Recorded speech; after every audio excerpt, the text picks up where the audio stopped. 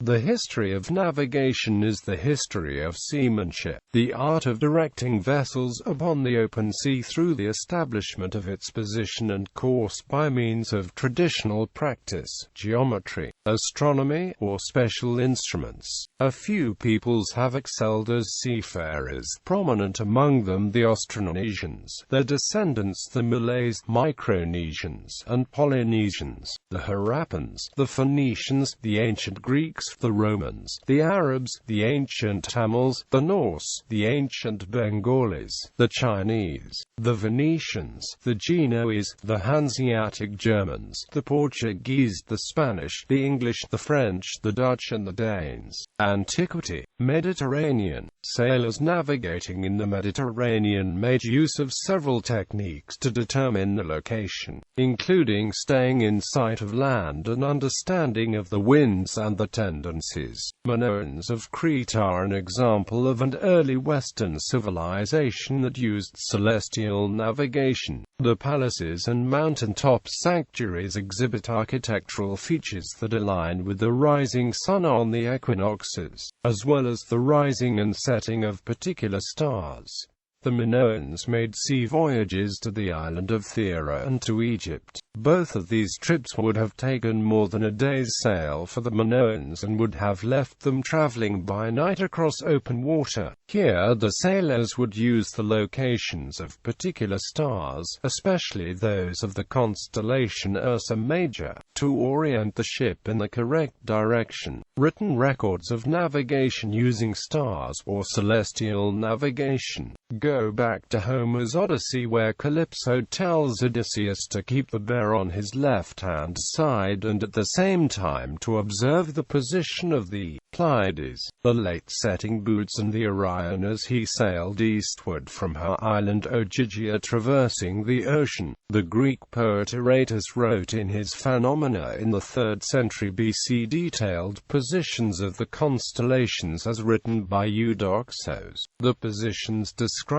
do not match the locations of the stars during Aratus's Eudoxos' time for the Greek mainland, but some argue that they match the sky from Crete during the Bronze Age. This change in the position of the stars is due to the wobble of the Earth on its axis, which affects primarily the pole stars. Around 1000 BC, the constellation Draco would have been closer to the North Pole than Polaris. The pole stars were used to navigate because they did not disappear below the horizon and could be seen consistently throughout the night. By the 3rd century BC, the Greeks had begun to use the Little Bear Ursa Minor to navigate. In the mid-1st century AD, Lucan writes of Pompey, who questions a sailor about the use of stars in navigation. The sailor replies with his description of the use of circumpolar stars to navigate by. To navigate along a degree of latitude, a sailor would have needed to find a circumpolar star above that degree in the sky. For example, Apollonius would have used Beta Draconis to navigate as he traveled west from the mouth of the Alpheus River to Syracuse. The voyage of the Greek navigator Pytheas of Massalia is a particularly notable example of a very long, early voyage. A competent astronomer and geographer, Pytheas ventured from Greece through the Strait of Gibraltar to Western Europe and the British Isles. Pytheas is the first known person to describe the midnight sun, polar ice, Germanic tribes and possibly Stonehenge. Pytheas also introduced the idea of distant Thule to the geographic imagination, and his account is the earliest to state that the moon is the cause of the tides. Nikos' celebrated voyage from India to Susa after Alexander's expedition in India is preserved in Arrian's account, the Indica. Greek navigator Eudoxus of Cyzicus explored the Arabian Sea for Ptolemy VIII, king of the Hellenistic Ptolemaic dynasty in Egypt. According to Posidonius, later reported in Strabo's geography, the monsoon wind system of the Indian Indian Ocean was first sailed by Eudoxus of Cyzicus in 118 or 116 BC. Nautical charts and textual descriptions known as sailing directions have been in use in one form or another since the 6th century BC. Nautical charts using stereographic and orthographic projections date back to the 2nd century BC. In 1900, the Antikythera mechanism was recovered from Antikythera wreck. This mechanism was built around 1st century BC. Phoenicia and Carthage. The Phoenicians and the successors, the Carthaginians, were particularly adept sailors and learned to voyage further and further away from the coast in order to reach destinations faster. One tool that helped them was the sounding weight. This tool was bell-shaped, made from stone lead, with tallow inside attached to a very long rope. When out to sea, sailors could lower the sounding weight in order to determine how deep the waters were, and therefore estimate how far they were from land. Also, the tallow picked up sediments from the bottom which expert sailors could examine to determine exactly where they were. The Carthaginian Hanno the Navigator is known to have sailed through the Strait of Gibraltar c. 500 BC and explored the Atlantic coast of Africa. There is general consensus that the expedition reached at least as far as Senegal. There is a lack of agreement whether the furthest limit of Hanno's explorations was Mount Cameroon a Guinea's 890-meter Mount Kakulima. Asia in the South China Sea and Indian Ocean. A navigator could take advantage of the fairly constant monsoon winds to judge direction. This made long one-way voyages possible twice a year. Medieval age of navigation. The Arab Empire significantly contributed to navigation, and had trade networks extending from the Atlantic Ocean and Mediterranean Sea in the west to the Indian Ocean and China Sea in the east. Apart from the Nile, Tigris and Euphrates, navigable rivers in the Islamic regions were uncommon, so transport by sea was very important. Islamic geography and navigational sciences made use of a magnetic compass and a rudimentary instrument known as a kamal, used for celestial navigation and for measuring the altitudes and latitudes of the stars. The kamal itself was rudimentary and simple to construct. It was simply a rectangular piece of either bone or wood which had a string with 9 consecutive knots attached to it. Another instrument available, developed by the Arabs as well, was the quadrant, also a celestial navigation device. It was originally developed for astronomy and later transitioned to navigation. When combined with detailed maps of the period, sailors were able to sail across oceans rather than skirt along the coast. Muslim sailors were also responsible for introducing the lateen sails and large 3-masted merchant vessels to the Mediterranean. The origins of the caravel ship, developed and used for long-distance travel by the Portuguese, and later by the rest of Iberians, since the 15th century, also date back to the Carib used by Andalusian explorers by the 13th century. The sea lanes between India and neighboring lands were the usual form of trade for many centuries, and are responsible for the widespread influence of Indian culture to the societies of Southeast Asia. Powerful navies included those of the Maurya, Satavaharana, Chola, Vijayanagara, Kalinga, Maratha and Mughal Empire. In China between 1040 and 1117, the magnetic compass was being developed and applied to navigation. This let masters continue sailing a course when the weather limited visibility of the sky. The true mariner's compass using a pivoting needle in a dry box was invented in Europe no later than 1300. Nautical charts called portolan charts began to appear in Italy at the end of the 13th century. However, the use did not seem to spread quickly. There are no reports of the use of a nautical chart on an English vessel until 1489. Vikings used polarization and the sunstone to allow navigation of the ships by locating the sun even in a completely overcast sky. This special mineral was talked about in several 13th–14th century written sources in Iceland.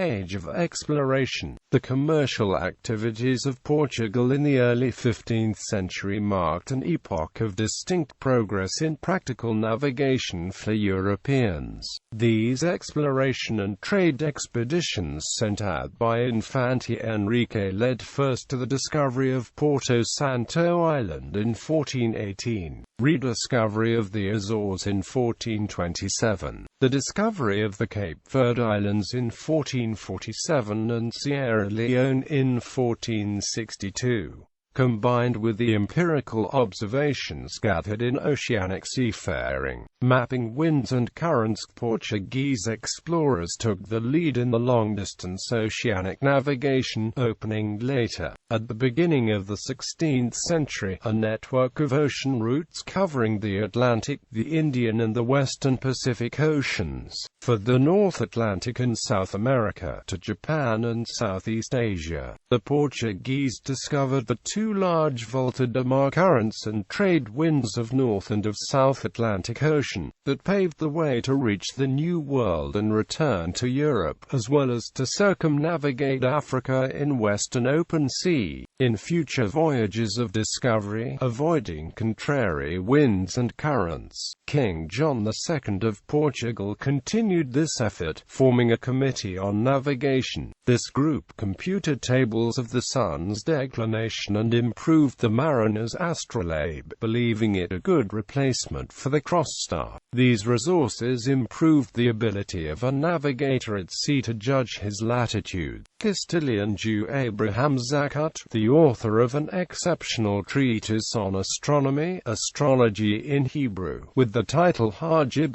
Gadol, fled to Portugal in 1492. He published in the printing press of Leiria in 1496, the book by Uluho, or in Latin Almanac Perpetuum, which was soon translated into Latin and Spanish. In this book were the astronomical tables for the years 1497 to 1500, which may have been instrumental, together with the new astrolabe, made of metal and not wood as before, to Vasco da Gama and Pedro Alvarez Cabral in the voyages to India around the open Atlantic Ocean and in the Indian Ocean. Nevertheless, the Portuguese had to hire local pilots in the Indian Ocean for several decades to guide the ships. In the 15th and 16th centuries, the Crown of Castile and then the unified Crown of Spain was also in the vanguard of European global exploration and colonial expansion. The Spanish Crown opened trade routes across the oceans, especially the transatlantic expeditions of Christopher Columbus on behalf of Castile. From 1492, the Crown of Castile, under Charles I of Spain, also sponsored the first expedition of world circumnavigation in 1521. The enterprise was led by Portuguese navigator Ferdinand Magellan and completed by the Spanish Basque Juan Sebastián Elcano. The trips of exploration led to trade flourishing across the Atlantic Ocean between Spain and America and across the Pacific Ocean between Asia-Pacific and Mexico via the Philippines. Later, André de Urdaneta discovered the Northern Pacific Volta de Mar return voyage, the compass, across star 4 astrolabe, a method to correct for the altitude of Polaris, and rudimentary nautical charts were all the tools available to a navigator at the time of Christopher Columbus. In his notes on Ptolemy's geography, Johannes Werner of Nuremberg wrote in 1514 that the cross staff was a very ancient instrument, but was only beginning to be used on ships. Prior to 1577, no method of judging the ship's speed was mentioned that was more advanced than observing the size of the vessel's bow wave, the passage of sea, foam, or various floating objects. In 1577, a more advanced technique was mentioned, the chip log. In 1578, a patent was registered for a device that would judge the ship's speed by counting the revolutions of a wheel mounted below the ship's waterline. Accurate timekeeping is necessary for the determination of longitude.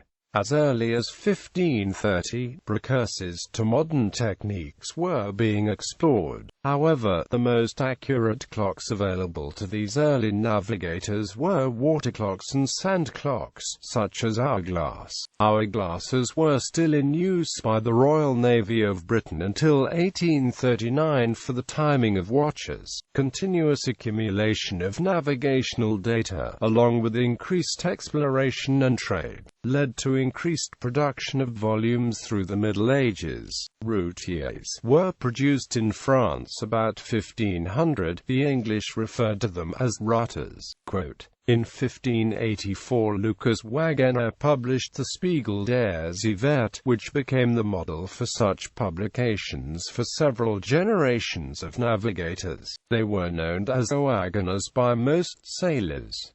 In 1537, Pedro Nunes published his Tratado da Esfera. In this book, he included two original treatises about questions of navigation. For the first time, the subject was approached using mathematical tools.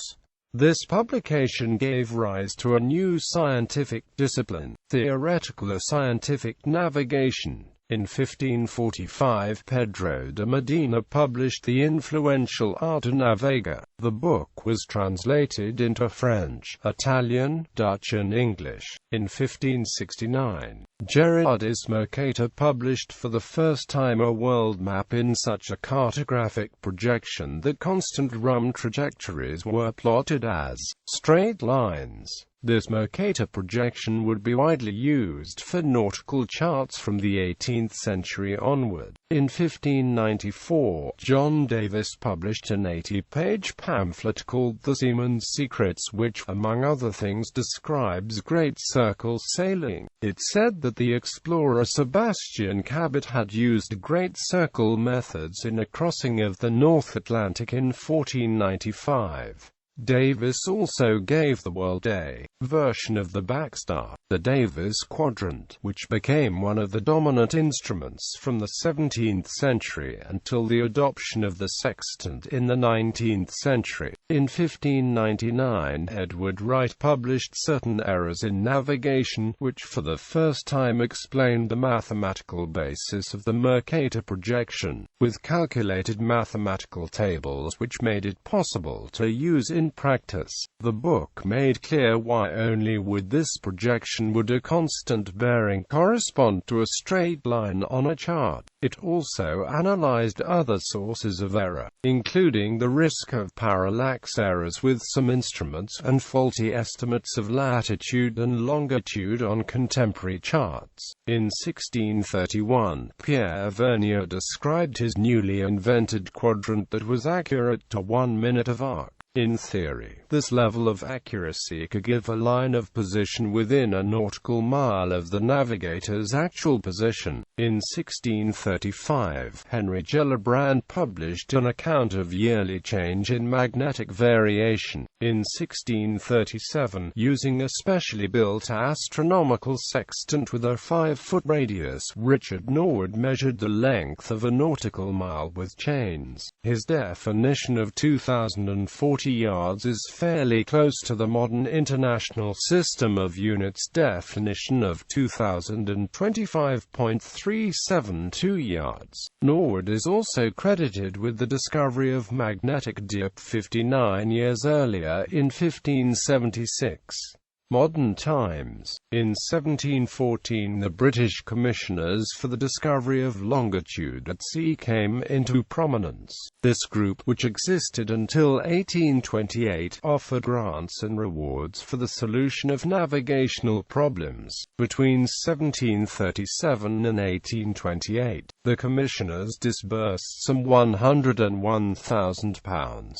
The government of the United Kingdom also offered significant rewards for navigational accomplishments in this era, such as £20,000 for the discovery of the Northwest Passage and £5,000 for the navigator that could sail within a degree of latitude of the North Pole. A widespread manual in the 18th century was Navigatio Britannica by John Barrow, published in 1750 by March and Amp Page and still being advertised in 1787. Isaac Newton invented a reflecting quadrant around 1699. He wrote a detailed description of the instrument for Edmund Halley, which was published in 1742. Due to this time lapse, credit for the invention has often been given instead to John Hadley and Thomas Godfrey. The octant eventually replaced earlier cross-staffs and Davis quadrants, and had the immediate effect of making latitude calculations much more accurate. A highly important breakthrough for the accurate determination of longitude came with the invention of the marine chronometer. The 1714 longitude prize offer for a method of determining longitude at sea was won by John Harrison, a Yorkshire carpenter. He submitted a project in 1730, and in 1735 completed a clock based on a pair of counter-oscillating weighted beams connected by springs whose motion was not influenced by gravity, or the motion of a ship. His first two sea timepieces H1 and H2 used this system, but he realized that they had a fundamental sensitivity to centrifugal force, which meant that they could never be accurate enough at sea. Harrison solved the precision problems with his much smaller H4 chronometer design in 1761. H4 looked much like a large 5-inch diameter pocket watch. In 1761, Harrison submitted H4 for the £20,000 longitude prize. His design used a fast-beating balance wheel controlled by a temperature-compensated spiral spring. These features remained in use until stable electronic oscillators allowed very accurate portable timepieces to be made at affordable cost. In 1767, the Board of Longitude published a description of his work in the Principles of Mr. Harrison's Timekeeper. In 1757, John Bird invented the first sextant. This replaced the Davis quadrant and the octant as the main instrument for navigation. The sextant was derived from the octant in order to provide for the lunar distance method. With the lunar distance method, mariners could determine the longitude accurately. Once chronometer production was established in the late 18th century, the use of the chronometer for accurate determination of longitude was a viable alternative. Chronometers replaced lunars in wide usage by the late 19th century. In 1891, radios, in the form of wireless telegraphs, began to appear on ships at sea. In 1899, the R.F. Matthews was the first ship to use wireless communication to request assistance at sea. Using radio for determining direction was investigated by Sir Oliver Lodge of England, André Blondel of France, De Forest, Piccard, and Stone of the United States, and Bellini and Tosi of Italy. The Stone Radio and Amp Telegraph Company installed an early prototype radio direction finder on the naval collier Lebanon in 1906. By 1904, time signals were being sent to ships to allow navigators to check the chronometers. The U.S. Navy Hydrographic Office was sending navigational warnings to ships at sea by 1907. Later developments included the placing of lighthouses and buoys close to shore to act as marine signposts identifying ambiguous features, highlighting hazards and pointing to safe channels for ships approaching some part of a coast after a long sea voyage. In 1912, Niels Gustaf Dahlen was awarded the Nobel Prize in Physics for his invention of automatic valves designed to be used in combination with gas accumulators in lighthouses. 1921 saw the installation of the first radio beacon. The first prototype ship-borne radar system was installed on the Usleary in April 1937. On November 18, 1940, Mr. Alfred L. Loomis made the initial suggestion for an electronic air navigation system, which was later developed into LORAN by the Radiation Laboratory of the Massachusetts Institute of Technology, and on November 1, 1942, the first LORAN system was placed in operation with 4 stations between the Chesapeake Capes and Nova Scotia. In October 1957, the Soviet Union launched the world's first artificial satellite, Sputnik. Scientists at Johns Hopkins University's Applied Physics Laboratory took a series of measurements of Sputnik's Doppler shift, yielding the satellite's position and velocity. This team continued to monitor Sputnik and the next satellites into space, Sputnik 2 and Explorer I. In March 1958, the idea of working backwards, using known satellite orbits to determine an unknown position on the Earth's surface, began to be explored. This led to the Transit Satellite Navigation System. The first transit satellite was placed in polar orbit in 1960. The system, consisting of 7 satellites, was made operational in 1962.